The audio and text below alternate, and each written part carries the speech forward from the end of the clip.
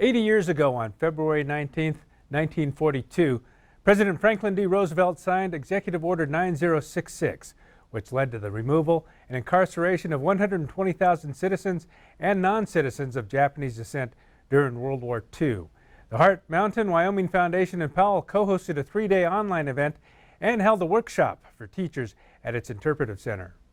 It doesn't really resonate until you come out here into rural northwestern Wyoming and you feel that cold wind blow against you in the wintertime. The hopelessness that they must have felt, that no one was out there looking out for them.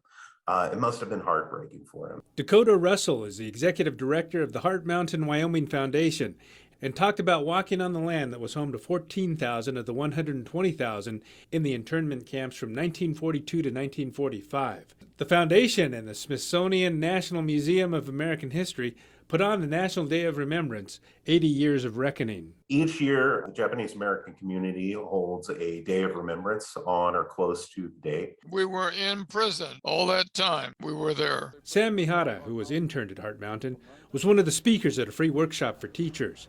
And for Mihara and others, it's more than telling their stories. They're thinking about, how do we make sure that this doesn't happen to anybody else?